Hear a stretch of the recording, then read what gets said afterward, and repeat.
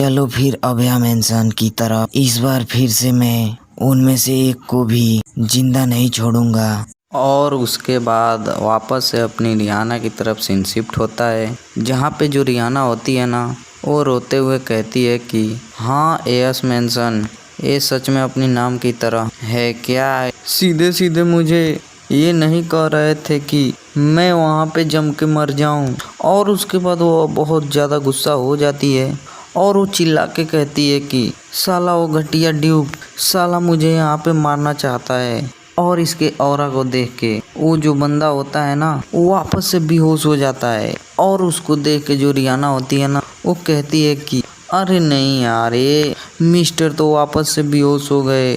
मैंने रियलाइज नहीं किया कि गुस्से में मैंने कब अपने पावर को ज़्यादा यूज कर लिया। और उसके बाद जो रिहाना होती है ना, उसको उठाकर मेंशन के अंदर जाती है, लेकिन उससे दरवाज़ा खुल ही नहीं रहा होता है। और ये सब देख के यहाँ पे रिहाना को, जिसको कि ऑलरेडी भूख भी लगी होती है और ठंड भी लग रही थी, वो बहुत ज़्यादा गुस्सा हो जाती है।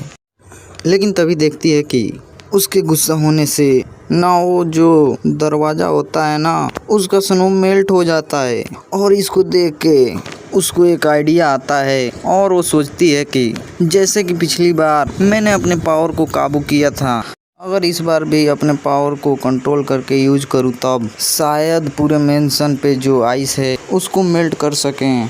और उसके बाद वो बहुत ज़्यादा कंसंट्रेट करती है और उसका पावर जो होता है वो कंट्रोल पे आ जाता है। और इसको देख के जो रिहाना होती है ना, वो बहुत ज़्यादा खुश हो जाती है।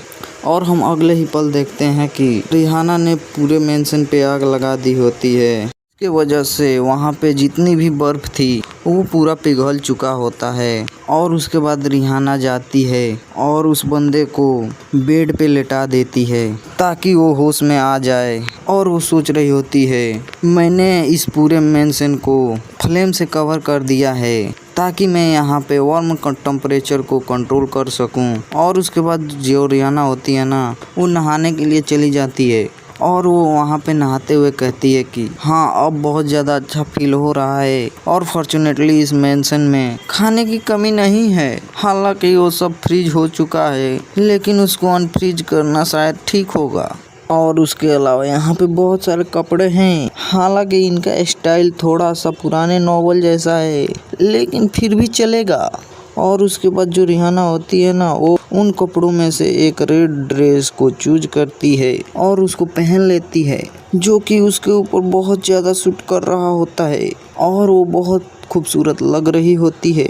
लेकिन तभी उसको कोई कहता है कि लेडी आप क्या यहाँ पे हो? ये बात सुनते ही जो अपनी रिहाना होती है ना, वो कहती है कि अच्छा मिस्टर अंदर आ जाओ। और तभी वो जो बंदा होता है वो कहता है मैं वापस जाना चाहता हूँ। और ये सुनते ही जो रिहाना होती है वो कहती है कि क्या तुम वापस जाना चाहते हो?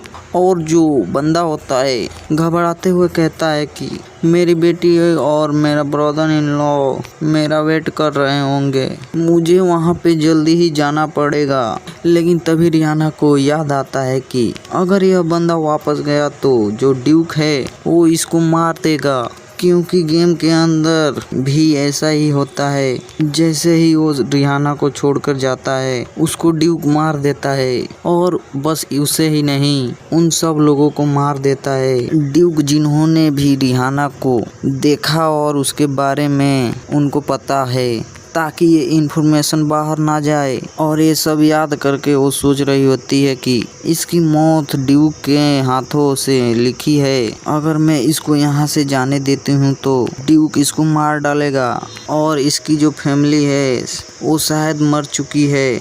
और ये सब सोचते हुए वो उस बंदे से कहती है कि मुझे माफ़ कर देना, लेकिन तुम यहाँ से नहीं जा सकते हो। और ये सुनते ही जो बंदा होता है वो बहुत ज़्यादा घबरा रहा होता है और वो कहता है कि क्या?